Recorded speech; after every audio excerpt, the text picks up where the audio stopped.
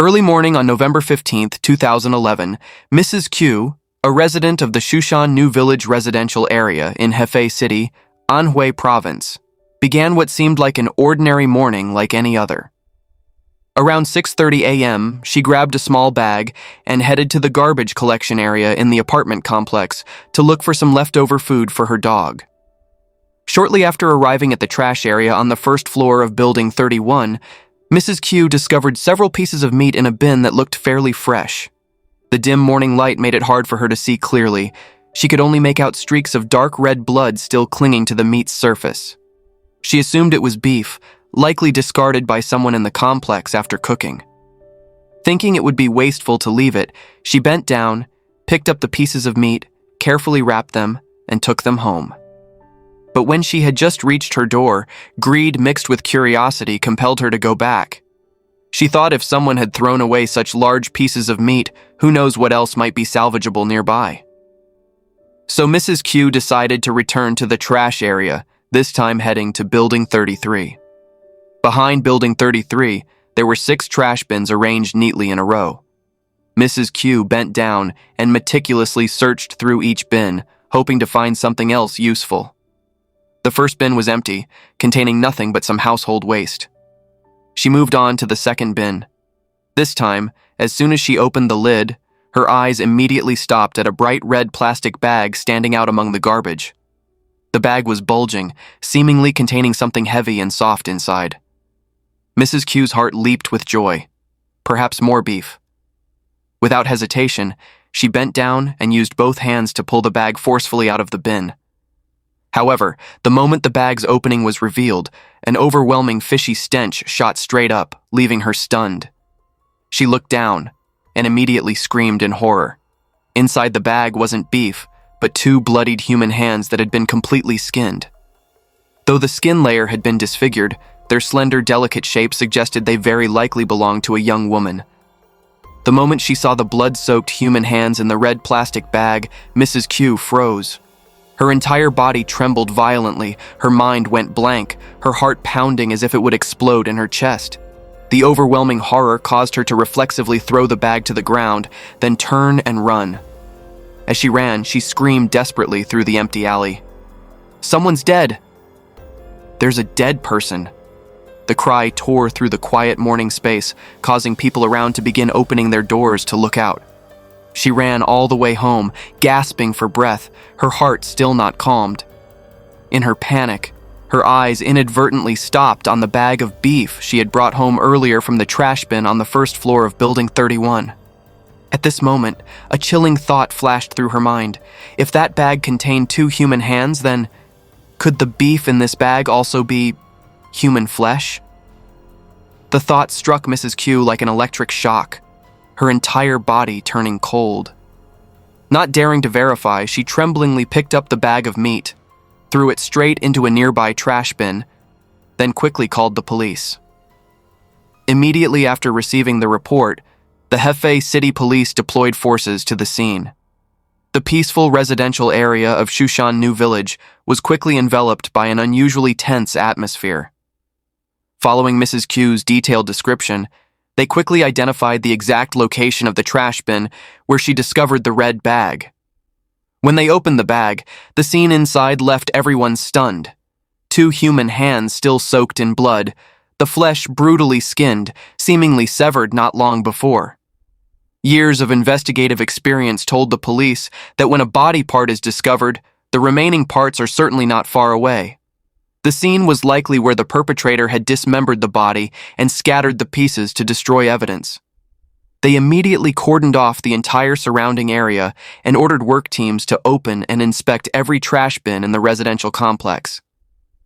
Police also began initial reasoning.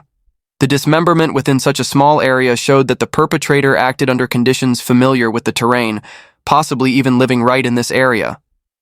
The probability that either the victim or the perpetrator was a resident of Shushan Village was very high. After grasping the situation, police determined that the Shushan Village residential area, where the incident was discovered, consisted of 48 apartment buildings with surveillance cameras installed at nearly every corner. This was both a challenge and an opportunity for the investigation. Recognizing the high likelihood that the perpetrator was still in the area, police immediately divided forces into two parallel investigation teams to conduct a comprehensive sweep. The first team consisted of forensic technicians and police dogs responsible for sealing off the entire apartment complex while meticulously checking 70 trash bins of various sizes scattered around the buildings. Each bin was opened, each garbage bag searched, all operations following protocols to preserve crime scene evidence. The air was thick with the smell of garbage and tension. Each time a suspicious bag was discovered, police would immediately stop, record footage, and carefully seal it. Meanwhile, the second team was deployed in a blanket search pattern across the entire area. They divided up to search through bushes, grass areas, children's playgrounds, narrow alleys, and abandoned areas behind the buildings. Even the darkest, most remote places were not overlooked. Very quickly after that, under the keen guidance of the police dogs, the search team discovered another horrifying clue. In the trash bin on the first floor of Building 37, police found a red plastic bag similar to the one Mrs. Q had seen earlier. When opened, the entire team nearly held their breath. Inside were pieces of a dismembered human body, blood still seeping through the bag. The gruesome scene caused many to turn away, unable to bear it. What made everyone even more horrified was that the body parts in this bag had also been completely skinned, exactly like the pair of hands discovered first. The entire meat surface had been brutally stripped. The crime scene air was thick with the smell of blood and a terrifying silence, only the sound of camera clicks and the sound of pulling ceiling tape echoing regularly in the night. The search was expanded further. Police meticulously checked every nook and cranny, every trash bin, every bush in the residential area. Not long after, a total of 11 plastic bags containing human body parts were discovered one after another at various locations around the buildings. All had something in common. The victim's entire body had been skinned, the corpse chopped into small pieces, each piece carefully wrapped in separate nylon bags before being discarded.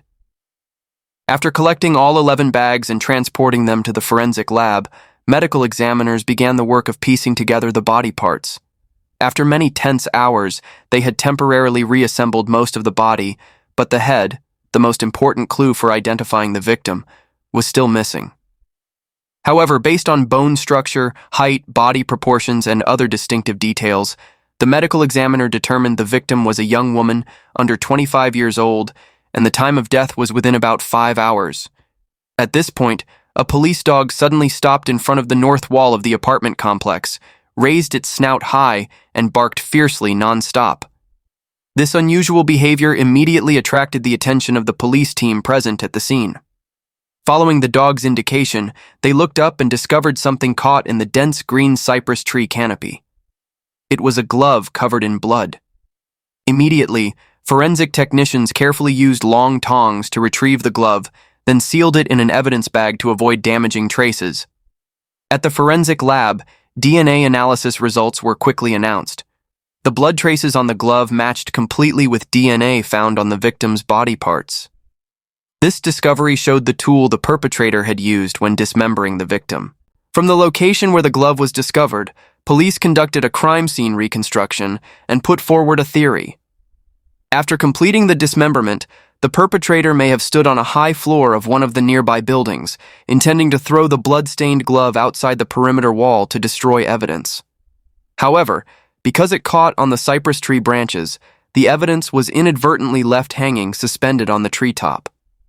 From the clue of the blood-soaked glove caught in the cypress tree, police quickly reached a judgment that the perpetrator very likely lived or operated within the range of buildings near that area, because only from the nearby high floors could the glove have been thrown to that position in the tree. Based on wind direction, throwing angle, and estimated fall range, the suspect range was narrowed down to buildings 31 through 38. Without hesitation, the special police team, along with police dogs, immediately began a focused investigation of each apartment in this area. When the investigation reached Building 32, police received an important testimony from a middle-aged woman living there. She recounted that around 10 p.m. on November 14th, while preparing for bed, she heard a woman's desperate scream coming from the direction of Building 37. The scream lasted only briefly, immediately followed by a burst of fierce dog barking, then everything fell silent again. At that time, she had opened her door to the hallway to check, but seeing nothing unusual, she thought she had misheard. Perhaps it was an argument or a common disturbance. However, the next morning, when she heard that police had discovered a dismembered body in the complex, suspicion immediately arose in her heart. Now, knowing the victim was a young woman, she was certain that the sound that night was not mishearing. The murdered woman might have been killed in Building 37. After hearing testimony from the woman living in Building 32, police immediately shifted the investigation focus to Building 37. Police quickly discovered a few small bloodstains on the stairs between the second and third floors. Technicians immediately conducted rapid on-site testing, and the results showed it was human blood. This discovery completely changed the case's situation. Police determined the perpetrator very likely was living or had appeared in Building 37. A large-scale search was immediately deployed with the sole objective of finding where the perpetrator was hiding. The manhunt lasted throughout a day and night until around 8 p.m. on November 16th, when the police team with police dogs approached the third floor and the final anomaly finally occurred. Just as they stepped toward room 304, the dog suddenly reacted violently, growling, then lunging straight toward apartment 307. It barked frantically, clawing hard at the wooden door as if something behind it had extremely agitated it. Seeing such a strong reaction, the officers immediately made a preliminary judgment. The perpetrator was very likely hiding inside apartment 307. A work team was positioned to block both ends of the hallway, while the team leader knocked hard on the door, simultaneously calling out their identity as a warning. However, when the door opened, before them was not a panicked suspect or someone sweating in fear, but a short, stocky old man with a round face looking strangely calm. He was sitting right at the dining table, holding a wine cup in his hand, sipping on a few peanuts, occasionally tossing one to the small dog lying obediently at his feet. When the special police appeared at Building 37, the entire residential complex was shaken. Neighbors peeked from behind curtains, everyone talking nonstop, curious to know who exactly the cold-blooded killer was. In that suffocating atmosphere, this old man remained strangely calm. This abnormally calm demeanor immediately caught the police's attention. They observed more carefully and realized that behind the calm face was a strange stiffness. His eyes were unnatural, occasionally glancing quickly toward the north fence, where police had previously found the blood-stained glove. The investigation team immediately determined either he truly knew nothing, or conversely, he was deliberately pretending to be innocent to probe the situation. To verify their judgment, police decided to search the old man's apartment. The results not only found important physical evidence, but also step-by-step confirmed that the old man was indeed the actual perpetrator of this case. Initially, when police entered the old man's apartment, everything looked very normal. The living room was tidy, the TV still covered with a thin layer of dust. In the bedroom, bedding was neatly folded. The wardrobe showed no signs of disturbance. The atmosphere was so quiet it gave one the feeling this was the home of an ordinary, lonely old man, not a cold-blooded murderer.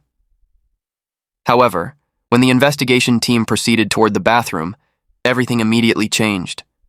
Flashlight beams swept across the tile walls, faint reddish streaks suddenly appeared under the cold light. Police moved closer, examining carefully, and then the entire team was simultaneously stunned. On the walls, toilet, sink, even the heating lamp on the ceiling, everywhere had blood traces that had been wiped, but still remained streaked. Under the floor, mixed with puddles of water, they saw several long hairs, several small fragments shaped like human tissue and bone pieces. Without another word, the investigators understood that, right in this cramped bathroom, a horrifying scene had once taken place. They immediately signaled to restrain the old man. He didn't struggle, didn't cry innocence, just silently bowed his head, eyes empty, letting police press him to the ground and handcuff him. That chillingly calm demeanor was no different from a silent confession. After sealing the crime scene, police continued to carefully check the kitchen. They found a bone cleaver, a small cutting knife, and large scissors, all still bearing dried blood. Blood samples were sent for testing, and the results completely matched the victim's DNA. At this point, there was no more doubt. Room 307 of the old man was indeed the primary crime scene of the shocking dismemberment case, and he was the official suspect police had been hunting. After being brought to the police station, the old man stated his name was Wang Jilun, 61 years old, a retired bus driver from Hefei City. However, when facing formal interrogation, Wang displayed suspiciously calm demeanor. Despite police continuously asking questions, from the reason for the blood traces in his home to the whereabouts of the victim, he remained silent, not saying a word. For several hours straight, he maintained the same expression, the same posture, soulless eyes. Faced with this stubborn silence, police had to change tactics. One group was sent back to Wang's residence to continue searching, while another group focused on investigating his social relationships, hoping to find some clues. Results showed that most neighbors around described Wang as eccentric, reclusive, uncommunicative, with almost no interaction with anyone. He had no friends, didn't participate in any community activities. Aside from keeping a dog, he had virtually no other hobbies. Some tenants on the upper floor added, once when they came home late from work, their footsteps accidentally woke Wang. Just a few minutes later, he rushed upstairs banging on their door, mouth continuously cursing crudely, calling them worthless people. That burst of anger in the middle of the night completely contradicted his usual quiet exterior appearance, frightening them at the time. At the same time, the search team at Wang's house also discovered an extremely important clue. At the very top of the wardrobe in the bedroom, in an obscure corner difficult to notice, police found a light-colored women's handbag, hidden carefully as if intentionally avoiding others' eyes. Inside the bag were some personal items, including cosmetics, a wallet, and several other small items commonly seen with young women. When opening the wallet, police immediately noticed the national ID card. On it was written the name Fang Lingling, 23 years old, from Hefei, with an address just a few buildings away in the same apartment complex. A women's handbag appearing in the home of a single retired man, also containing someone else's ID inside. This made police suspicious. Could Fang Lingling be the dismembered victim they were investigating? To verify, they followed the address on the ID card and quickly went to Lingling's home. There, through the parents' account, police learned that Lingling had been out of contact for 2 full days. However, the Fang family had no idea that their daughter might have met with tragedy. They said it was normal for Lingling not to come home for a few days, as their daughter often went out with friends or on short business trips. When police mentioned that their daughter might have been harmed, they reacted strongly, believing it was impossible, especially when the suspect was Wang Jilun, an old close friend of the family. According to their account, Lingling's father and Wang had been colleagues in the same unit, their friendship lasting over a decade. Wang frequently visited the Fang household, treating Lingling like his own daughter, even carrying her in his arms when she was small.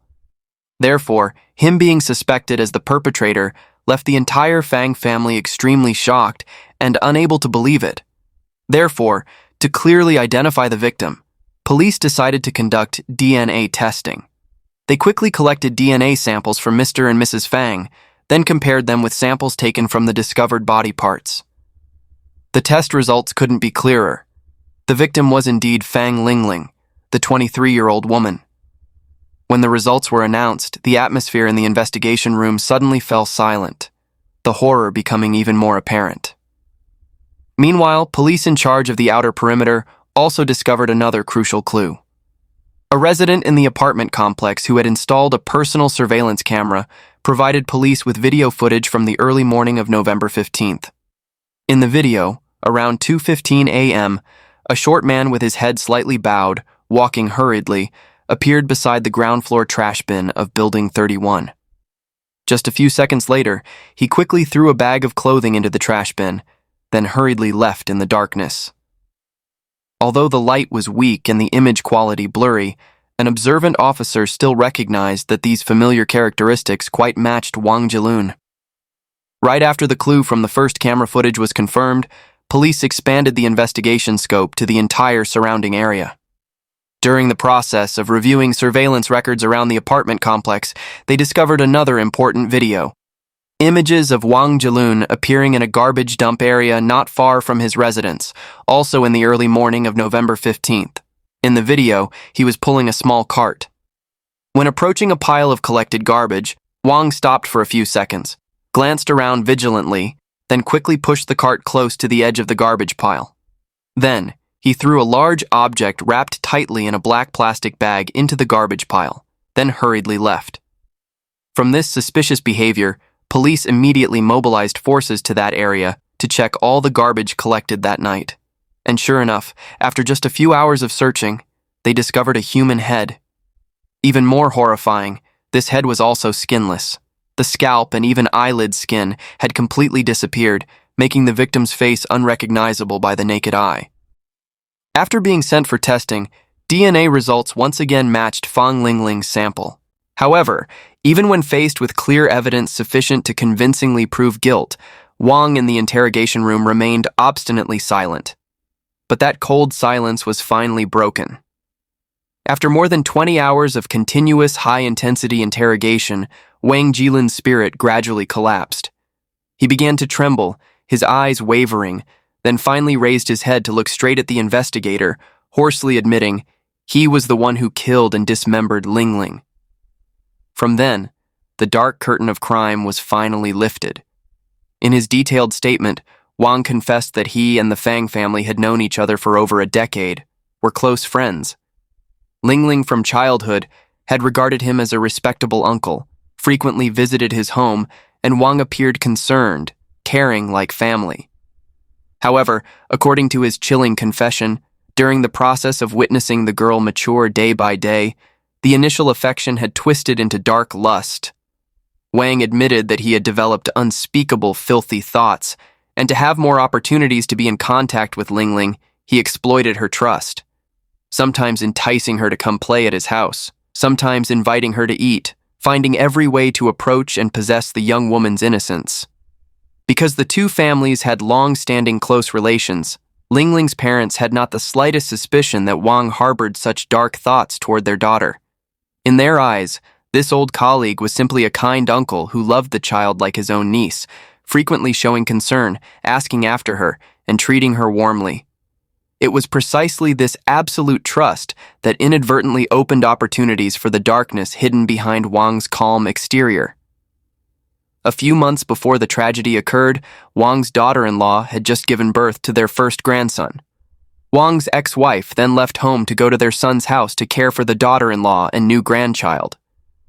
The already empty house now had only Wang left, silent and lonely. During those days, he began to feel suffocatingly empty. The psychology of loneliness and repression caused the evil thoughts within him to gradually grow. In Wang's mind, the perverse idea that this was a heaven-sent opportunity to get closer to Lingling began to form. Therefore, for many days before the murder occurred, Wang continuously sent messages to Lingling, disguised in familiar, intimate tones, inviting her to come eat at his house. Initially, Lingling felt that being alone with just the two of them was unnatural, so she tactfully declined. However, on the evening of November 14th, Wang still wouldn't give up his intention, continued to send her another message. This time, he lured her with money, saying if she came, he would give her a sum of money. In Lingling's heart, Uncle Wang had always been a respectable uncle, kind, calm, and caring like her own father. She grew up in the arms of those familiar people, so had never had the slightest suspicion that Uncle Wang could harbor such evil intentions. Precisely because of this, facing his continuous invitations full of warmth and friendliness, Lingling simply thought it was an elder's concern for a younger family member.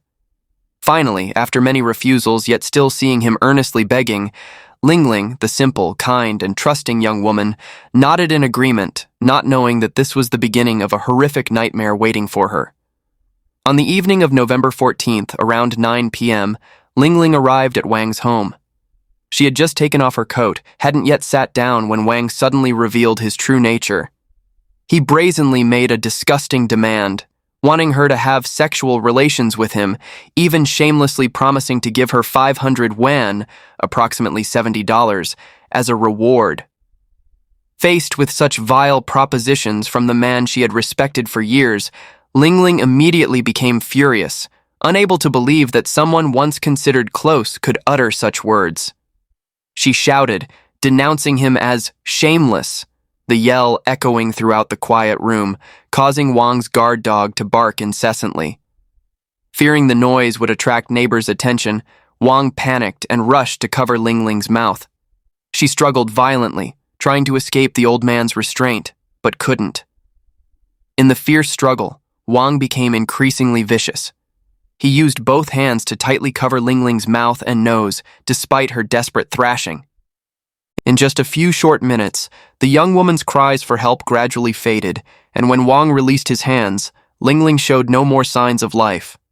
After Lingling stopped breathing, this demon in human form violated the corpse of the young woman who had just died, disregarding that the victim was the daughter of a friend who had trusted him for decades, was the girl who just the other day had still called him uncle with respect. That act was not only barbaric, but also a disgusting betrayal of both humanity and human bonds. Only when his bestial lust was satisfied did Wang gradually realize he had killed someone, but instead of remorse, he immediately turned to calculating how to conceal his crime. In that small room, he dragged Lingling's body into the bathroom, beginning one of the most horrifying acts humans can imagine. From the kitchen, Wang took out a meat cleaver, scissors, and a bone-chopping knife, then began the dismemberment process. After completing that cruel work, he placed each dissected body part into red plastic bags. After dismembering Lingling into small pieces, Wang, calm as ever, gathered everything into red plastic bags, then placed them on a small cart. Taking advantage of the quiet night, when everyone in the residential area had already fallen asleep, he silently pushed the cart out of the house, beginning a horrifying journey of scattering body parts through Hefei City. In the cold night, this 61-year-old killer walked through street after street, from the Shushan New Village residential area to Jihe Road, then West Yangtze Road, Anqing Road, Huayuan Street, and even Shushan Road. At each stop, he would open the plastic bag, casually throw a body part into a trash bin, then quietly leave, as if discarding something inanimate rather than the body of a young woman who had trusted him. When it came to the spine, the largest and most difficult bone to handle, Wang struggled for a long time, not knowing where to hide it. Just then, a large truck drove by, and in an utterly cold moment, he casually threw the spine into the truck bed, treating it like discarding a useless object. When hearing Wang calmly recount the entire brutal criminal process, even experienced police officers shuddered. They said that throughout their careers, rarely had any murderer been able to recount their crimes with such an expressionless face. No fear, no remorse, even carrying a strange self-satisfaction, as if telling a horror story where he was the narrator rather than the perpetrator. However, even though Wang had confessed to the entire crime, many points in his statement still left police feeling puzzled and full of contradictions. According to what he said, the murder was just an impulsive act in anger, and the dismemberment was only meant to hide the body and erase criminal traces. Yet the way he handled the corpse completely contradicted the common logic of someone wanting to destroy evidence. If he truly wanted to conceal it, why would Wang casually throw most of the bags containing human body fragments right in the very apartment complex where he lived, a place bustling with people and full of surveillance cameras? This incredibly reckless behavior seemed not of someone afraid of being discovered, but of a pervert with a sick psychology, even taking pleasure in hiding crime in plain sight. What made police even more horrified was that after committing the crime and destroying evidence, Wang continued life as normal. Neighbors saw him walking his dog, smoking, chatting casually, no different from a kind retired old man. That cold indifference made people ask, was he not just a murderer, but also someone suffering from psychopathic personality disorder, completely losing the ability to empathize and feel fear? When police asked directly about this point, Wang only remained silent, his soulless eyes looking down at the table, not responding a word. All investigation materials afterward also couldn't decode his true psychology at that time. Perhaps, as people say, in his mind existed a bizarre belief that the most dangerous place is the safest place, that if he appeared calmer, showed more innocence, then no one would suspect him. But in the end, that very blind confidence became the rope that bound him. On March 15, 2012, this brutal case that shocked all of China was officially brought to public trial at the Hefei City Intermediate People's Court. The courtroom that day was packed, everyone wanting to witness with their own eyes the true face of this elderly killer. During the trial, Wang again tried to reframe his crime with evasive testimony and self-defense. He stated that after accidentally strangling Lingling, he had tried to perform CPR 3 times to revive her, but was unsuccessful. Based on this detail, Wang claimed his act of killing was not intentional, but only an accident from emotional outburst. However, with clear evidence and the subsequent cruel acts like dismemberment and disposing of the body, Wang's defense caused a wave of indignation throughout the hall. Nevertheless, because the case had particularly serious circumstances, the court did not pronounce sentence on the spot, but announced they would postpone the sentencing to another time. On April 6th, the trial reconvened for the second time. This time, Wang changed his testimony, trying to redirect public opinion and reduce his charges. He said he had paid Lingling for sexual relations, but Lingling suddenly demanded a higher price, causing the two to have a heated argument, and in anger, he accidentally killed her. Wang's defense lawyer also tried to cite reasons to mitigate the crime, claiming the defendant had no premeditated intent to kill and did not flee after committing the crime. They even presented phone contact records and messages between the two people to prove that Wang and Lingling had once had an ambiguous emotional relationship, and Wang's testimony about being extorted was not entirely unreasonable. However, after reviewing all the files, crime scene evidence, forensic examination results, and the defendant's contradictory statements, the court rejected all of Wang's final defense arguments. The trial panel determined that there was no evidence whatsoever proving that a sexual transaction or financial conflict existed between Wang and the victim as he claimed. On the contrary, his brutal actions showed a level of intent and cruelty far exceeding the limits of ordinary manslaughter. Therefore, the court officially announced the verdict. Wang Jilun was guilty of intentional murder. The court sentenced Wang Jilun to death and simultaneously required him to compensate the victim Lingling's family 380,000 yuan, approximately $53,000. What made people shudder most was that upon hearing the death sentence, Wang still maintained a calm expression, showing no fear or remorse, as if he had completely detached himself from humanity. He did not appeal, said nothing more, only bowed his head to sign the minutes with an indifferently cold demeanor. On November 19, 2012, the death sentence was officially executed. Wang's crime not only took a life but also shattered the most basic trust between people. It makes one shudder to ask, can we truly fully understand those around us? A story that leaves everyone speechless, where evil doesn't come from distant darkness but from the very people we thought we knew best. And that is today's heartbreaking case. Please leave your thoughts, and don't forget to like, share, and subscribe so you won't miss other shocking crime stories we'll bring to you. Thank you for watching, and see you in the next videos.